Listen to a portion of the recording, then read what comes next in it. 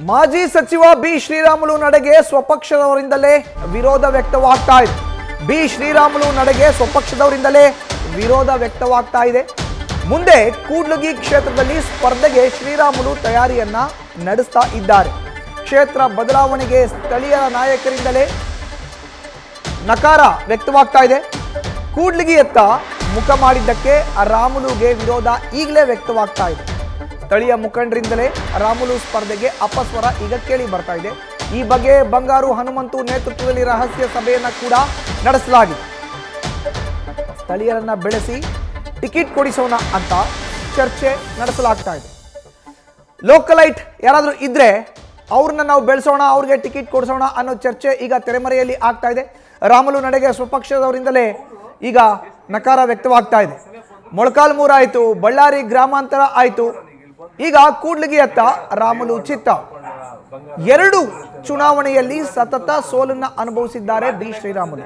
2023 ರಾಜ್ಯ ಸಾರ್ವತ್ರಿಕ ವಿಧಾನಸಭಾ ಕ್ಷೇತ್ರದ ಚುನಾವಣೆಯಲ್ಲೂ ಸೋಲು, 2024 ಲೋಕಸಭಾ ಕ್ಷೇತ್ರದಲ್ಲಿ ಬಳ್ಳಾರಿ ಲೋಕಸಭಾ ಕ್ಷೇತ್ರದಿಂದ ಬಿಜೆಪಿ ಅಭ್ಯರ್ಥಿಯಾಗಿದ್ದಾಗಲೂ ಕೂಡ ಸೋಲು ರಾಮುಲು.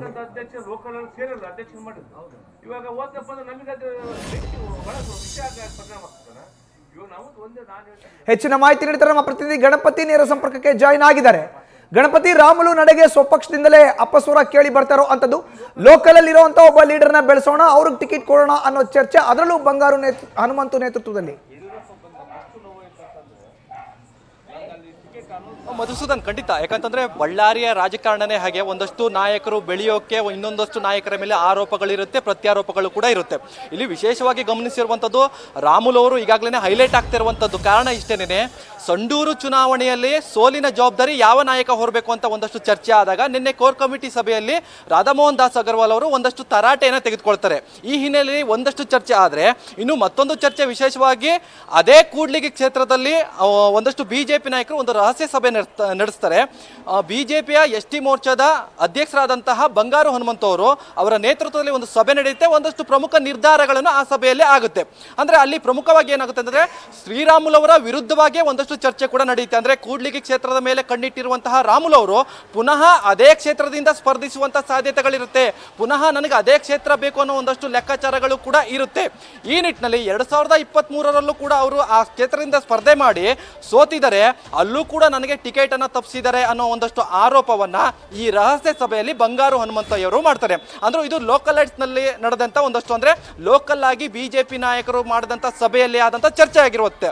ಅಂದ್ರೆ ರಾಮುಲು ಅವರನ್ನ ಬಳ್ಳಾರಿ ಜೊತೆಗೆ ಈ ವಿಜಯನಗರ ಜಿಲ್ಲೆ ಬರುವಂತಹ ಕೂಡ್ಲಿಗಿ ಕ್ಷೇತ್ರದಲ್ಲೂ ಕೂಡ ಹೊರಗಡೆ ಇಡಬೇಕು ಅನ್ನೋ ಲೆಕ್ಕಾಚಾರ ಈ ಸ್ಥಳೀಯ ನಾಯಕರ ಸಭೆಯಲ್ಲಿ ನಿರ್ಧಾರ ಆಗಿರುವಂಥದ್ದು. ಪ್ರಮುಖವಾಗಿ ನಾವು ಇಲ್ಲಿ ಗಮನಿಸಬೇಕಾಗಿರುವಂಥದ್ದು ನೋಡಿ, ಶ್ರೀರಾಮುಲು ಅವರು 2023ರ ಏನು ವಿಧಾನಸಭಾ ಚುನಾವಣೆಯಲ್ಲೂ ಕೂಡ ಸೋಲನ್ನು ಕಾಣ್ತಾರೆ. 2024ರ ಲೋಕಸಭಾ ಚುನಾವಣೆ ಅಂದ್ರೆ ಬಳ್ಳಾರಿ ಜಿಲ್ಲೆಯಿಂದ ಸ್ಪರ್ಧೆ ಮಾಡ್ತಾರೆ, ಅಲ್ಲೂ ಕೂಡ ಸೋಲನ್ನು ಕಾಣಿಸ್ತಾರೆ. ಮೊನ್ನೆ ಬೈ ಎಲೆಕ್ಷನ್ ಅಲ್ಲಿ ನಡೆಯುವಾಗ ಎಲ್ಲೊಂದ್ ಕಡೆ ಕೂಡ್ಲಿಗಿಯಿಂದ ನಾನೇ ಸ್ಪರ್ಧೆ ಮಾಡಬೇಕು ಅಥವಾ ಕೂಡ್ಲಿಗಿಂದ ಸ್ಪರ್ಧೆ ಮಾಡಲಿಕ್ಕೆ ಒಂದಷ್ಟು ಇಂಗಿತವನ್ನ ವ್ಯಕ್ತಪಡಿಸ್ತಾರೆ. ಈ ವಿಚಾರವನ್ನ ಗಮನಕ್ಕೆ ತೆಗೆದುಕೊಂಡಂತಹ ಬಂಗಾರು ಅಂಡ್ ಟೀಮ್ ಅಂದ್ರೆ ಬಂಗಾರು ಹನುಮಂತ ಅಂಡ್ ಟೀಮ್ ಏನಿದ್ದಾರೆ ಅವ್ರು ಎಲ್ಲ ಒಂದ್ ಕಡೆ ರಾಮುಲು ಅವರನ್ನ ಈ ಕ್ಷೇತ್ರದಿಂದ ಸ್ಪರ್ಧೆ ಮಾಡಬಾರ್ದು ಅಥವಾ ನನ್ನ ಟಿಕೆಟ್ ಅನ್ನು ಕೂಡ ತಪ್ಪಿಸಿದ್ದಾರೆ ಅಂತ ಈ ಸಭೆಯಲ್ಲಿ ಒಂದಷ್ಟು ಆರೋಪವನ್ನ ಕಾಣ್ತಿರುವಂತದ್ದು. ಅಂದ್ರೆ ರಾಮುಲು ಅವರ ಮೇಲೆ ಈಗಾಗಲೇ ರಾಜ್ಯ ಬಿಜೆಪಿಯ ಉಸ್ತುವಾರಿ ಅಲ್ದೇನೆ ವಿಜಯನಗರ ಜಿಲ್ಲೆಯ ಅದರಲ್ಲೂ ಕೂಡ ಕೂಡ್ಲಿಗಿ ವಿಧಾನಸಭಾ ಕ್ಷೇತ್ರದ ಒಂದಷ್ಟು ಬಿಜೆಪಿ ನಾಯಕರು ಅವರನ್ನ ಕೂಡ್ಲಿಗಿ ಕ್ಷೇತ್ರದಿಂದ ದೂರ ಇಡಬೇಕು. ಕಾರಣ ಇಷ್ಟೇ, 2023ರಲ್ಲಿ ನನ್ನ ಟಿಕೆಟ್ ಅನ್ನು ತಪ್ಪಿಸಿರುವಂತ ಕಾರಣ ಇವರೇ ಅನ್ನೋದು ಕೂಡ ಒಂದು ಆರೋಪ. ಆದ್ರೆ ಜೊತೆಗೆ ಎಲ್ಲೋ ಒಂದ್ ಕಡೆ ಲೋಕಲ್ ಇರುವಂತ ನಾಯಕರನ್ನ ಬೆಳೆಸೋಣ, ರಾಮುಲು ಅವರು ಪದೇ ಪದೇ ಸೋತಿರುವಂತವರು, ಹೀಗಾಗಿ ಈ ಕೂಡ್ಲಿಗಿ ಭಾಗದಲ್ಲಿರುವಂತಹ ಸ್ಥಳೀಯವಾಗಿ ಪಕ್ಷವನ್ನ ಬೆಳೆಸಿದಂತ ಒಂದಷ್ಟು ನಾಯಕರನ್ನ ಬೆಳೆಸೋಣ ಅಂತ ಈ ಸಭೆಯಲ್ಲಿ ನಿರ್ಧಾರ ಮತ್ತು ನಿರ್ಣಯವನ್ನ ಕೈಗೊಂಡಿರುವಂತದ್ದು. ಮಧುಸೂದನ್, ಧನ್ಯವಾದ ಗಣಪತಿ ನಿಮ್ಮ ಮಾಹಿತಿಗೆ. ನ್ಯೂಸ್ ಫಸ್ಟ್ ನಿರ್ಭೀತಿಯಿಂದ ನಿಮ್ಮ ಪರವಾಗಿ.